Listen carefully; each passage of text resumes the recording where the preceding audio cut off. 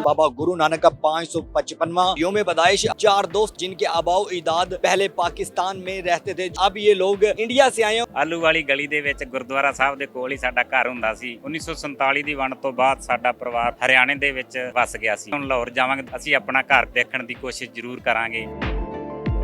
ਅੱਛਾ ਸਰ, ਮੈਂ ਜਾਨਣਾ ਚਾਹਾਂਗਾ ਕਿ ਪਾਕਿਸਤਾਨ ਜਦੋਂ ਪਾਰਟੀਸ਼ਨ ਬਰਸਗੀਰ ਦੀ ਨਹੀਂ ਸੀ ਹੋਈ ਤੇ ਇਸ ਜਗ੍ਹਾ ਕਿਹੜੀ ਜਗ੍ਹਾ ਤੇ ਤੁਹਾਡੇ ਆਬਾਓ ਇਜਾਦ ਰਹਿੰਦੇ ਸਨ? ਲਾਹੌਰ ਦੇ ਨੇੜੇ ਰਹਿੰਦੇ ਸੀ, ਟੱਕ 47 ਇੱਧਰ। ਹਾਂਜੀ, ਪਾਕਿਸਤਾਨ ਦੇ ਵਿੱਚ।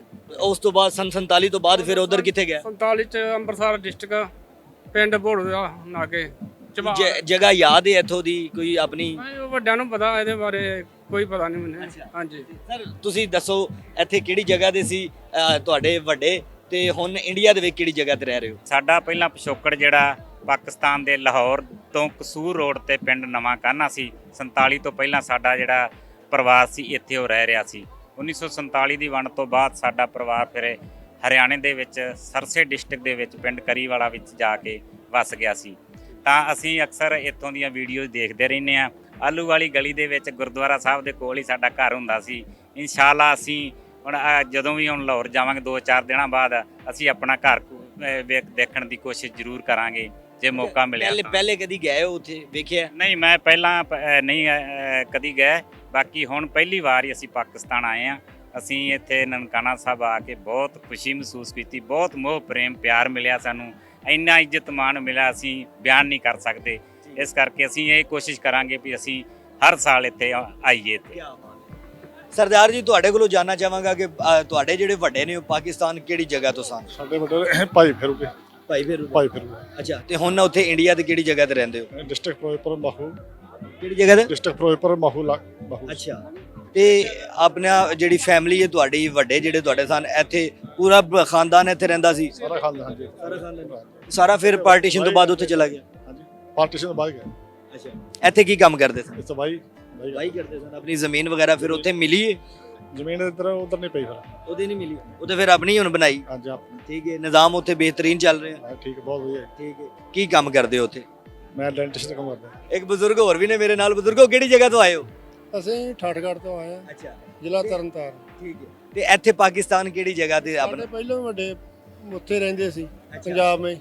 ਸਹੀ ਹੈ, ਤੇ ਅਸੀਂ ਹੁਣ ਦਰਸ਼ਨ ਕਰਨ ਆਏ ਮਹਾਰਾਜ ਦੇ। ਠੀਕ ਹੈ। ਹਾਂਜੀ, कैसा लग रहा है पाकिस्तान ਦੇ ਵਿੱਚ ਆ ਕੇ, ਪਾਕਿਸਤਾਨ ਲੋਕਾਂ ਦੇ ਵਿੱਚ ਰਹਿ ਕੇ? ਆਪ ਜੈਸੇ ਲੱਗ ਰਿਹਾ, ਜੈਸੇ ਅਸੀਂ ਆ ਉਸ ਤਰ੍ਹਾਂ ਦਾ ਲੱਗ ਰਿਹਾ ਹੈ। ਬਹੁਤ ਕੋਈ ਫਰਕ ਨਹੀਂ ਮਹਿਸੂਸ ਕੀਤਾ? ਕੋਈ ਫਰਕ ਨਹੀਂ, ਉਸੇ ਬੰਦੇ ਉਹੀ ਰੂਹ ਦੇ ਰਿਹਾ। ਕੀ ਬਾਤ। ਅੱਛਾ ਸਰ, ਮੈਂ ਆਖਰ ਵਿੱਚ ਤੁਹਾਡੇ ਕੋਲੋਂ ਜਾਨਣਾ ਚਾਹਾਂਗਾ ਕਿ ਪਾਕਿਸਤਾਨ ਦੇ ਜਿਹੜੇ ਲੋਕ ਨੇ, ਪਾਕਿਸਤਾਨ ਦੇ ਲੋਕਾਂ ਦੀ ਮਹਿਮਾਨ ਨਵਾਜ਼ੀ ਕੈਸੀ ਹੈ? ਕੀ ਫਰਕ ਤਲਾਸ਼ ਕੀਤਾ ਹੈ ਉਧਰ ਦੇ ਪੰਜਾਬ ਤੇ ਇਧਰ ਦੇ ਪੰਜਾਬ ਦੇ ਲੋਕਾਂ ਦੇ ਵਿੱਚ, ਤੇ ਸਕਾਫਤ ਦੇ ਵਿੱਚ ਤੇ ਕਲਚਰ ਦੇ ਵਿੱਚ? ਵੈਸੇ ਇਹ ਇੱਕ ਹੀ ਪਰਿਵਾਰ ਹੈ। ਬੇਸ਼ੱਕ ਲਹਿੰਦਾ ਪੰਜਾਬ ਹੈ ਭਾਵੇਂ ਚੜ੍ਹਦਾ ਪੰਜਾਬ ਹੈ। ਇੱਕੋ ਮਿੱਟੀ, ਇੱਕੋ ਦੇਸ਼, ਇੱਕੋ ਹਵਾ, ਇੱਕੋ ਮੌਸਮ, ਇੱਕੋ ਬੋਲੀ। ਤਾਂ ਇੱਥੇ ਆ ਕੇ ਸਾਨੂੰ ਉੱਥੋਂ ਨਾਲੋਂ ਜ਼ਿਆਦਾ ਪਿਆਰ ਮਿਲਿਆ। ਇੱਥੇ ਇਹਨਾਂ ਲੋਕਾਂ ਨੇ ਇੰਨਾ ਸਾਡਾ ਇੱਜ਼ਤ ਮਾਣ ਕੀਤਾ ਹੈ ਹਰ ਪੱਖ ਦੇ ਵਿੱਚ ਹੀ, ਅਸੀਂ ਬਿਆਨ ਨਹੀਂ ਕਰ ਸਕਦੇ। ਅੱਛਾ, ਪੰਜਾਬ ਦੇ ਉੱਥੋਂ ਦੇ ਪੰਜਾਬੀਆਂ ਦੀਆਂ ਬੋਲੀਆਂ ਬੜੀਆਂ ਮਸ਼ਹੂਰ ਨੇ। ਕੋਈ ਬੋਲੀ ਅਸੀਂ ਚਾਹਾਂਗੇ ਸਾਡੀ ਆਡੀਅנס ਨੂੰ ਵੀ ਤੁਸੀਂ ਕੋਈ ਬੋਲੀ ਇੱਕ ਪਿਆਰੀ ਜੀ ਸੁਣਾਓ, ਸਾਨੂੰ ਵੀ ਅੱਛਾ ਲੱਗੇਗਾ। ਕੋਈ ਯਾਦ ਜਿਹੜੀ ਤੁਹਾਨੂੰ ਹੋਏ? ਅਸੀਂ ਬੋਲੀ ਵਗੈਰਾ ਤਾਂ ਹੁਣ ਮੇਰੇ ਸ਼ਾਇਦ ਧਿਆਨ 'ਚ ਨਾ ਆਵੇ। ਅਸੀਂ ਅਕਸਰ ਉੱਥੇ ਇਹ ਹੀ ਕਹਾਵਤ ਸੁਣਦੇ ਹੁੰਦੇ ਆ, ਜਿੰਨੇ ਲਾਹੌਰ ਨਹੀਂ ਦੇਖਿਆ ਉਹ ਜੰਮਿਆ ਹੀ ਨਹੀਂ। ਹੁਣ ਅਸੀਂ ਪਹਿਲੀ ਵਾਰ ਆਪਣਾ ਜਨਮ ਜਿਹੜਾ ਲਾਹੌਰ ਆ ਕੇ ਲੈ ਰਹੇ ਹਾਂ, ਬੜੀ ਖੁਸ਼ੀ ਦੀ ਗੱਲ ਹੈ। ਤੇ ਬਾਕੀ ਇੱਥੋਂ ਦੀ ਬਿਆਨ ਆਪਣਾ ਜਿੰਨੀ ਵੀ ਇਹਨਾਂ ਨੇ ਇੱਥੋਂ ਦੇ ਸੰਸਥਾ ਨੇ ਸੇਵਾ ਕੀਤੀ ਹੈ ਉਹ ਸਦਾ ਯਾਦ ਰਹੇਗੀ। ਅਸੀਂ ਅੱਗੇ ਜਾ ਕੇ ਇਹੋ ਹੀ ਸੰਦੇਸ਼ਾ ਦਿਆਂਗੇ ਵੀ ਵੱਧ ਤੋਂ ਵੱਧ ਇੱਥੇ ਆ ਕੇ ਗੁਰੂ ਬਾਬਾ ਜੀ ਦੀ ਧਰਤੀ ਤੇ ਆ ਕੇ ਨਤਮਸਤਕ ਹੋਵੋ ਤੇ ਇੱਥੋਂ ਖੁਸ਼ੀਆਂ ਲਵੋ ਤੇ ਪਿਆਰ ਵਧੇ, ਇੱਕ ਦੂਜੇ ਦਾ ਇਤਫਾਕ ਵਧੇ। ਬਾਕੀ ਹੋਰ ਜਿਹੜੇ ਛੋਟੇ ਮੋਟੇ ਦਿੱਕਤਾਂ ਨੇ ਉਹ ਸਾਨੂੰ ਅੱਗੇ ਤੋਂ ਨਾ ਆਉਣ। ਵੀਜ਼ਾ ਜਿਹੜਾ ਵਗੈਰਾ ਇਹਨੂੰ ਥੋੜ੍ਹਾ ਜਿਹਾ ਸਰਲੀਕਰਨ ਕੀਤਾ ਜਾਵੇ।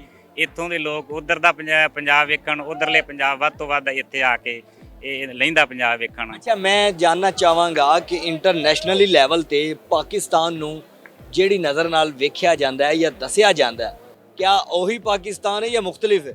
ਬਿਲਕੁਲ ਨਹੀਂ ਜੀ, ਜਿਹੜਾ ਦੱਸਿਆ ਜਾ ਰਿਹਾ ਉਹਦੇ ਤੋਂ ਉਲਟੀ ਸਾਨੂੰ ਇੱਥੇ ਨਜ਼ਰ ਆਇਆ ਹੈ। ਕਿਸੇ ਵੀ ਤਰ੍ਹਾਂ ਦੀ ਕੋਈ ਇਹੋ ਜਿਹੀ ਗੱਲ ਨਹੀਂ। ਹਰ ਪੱਖ ਦੇ ਵਿੱਚ, ਸਿਕਿਉਰਿਟੀ ਵਿੱਚ ਜਾਂ ਜੇ ਮਹਿਮਾਨ ਨਵਾਜੀ ਵਿੱਚ ਕਿਸੇ ਤੋਂ ਵੀ ਘੱਟ ਨਹੀਂ।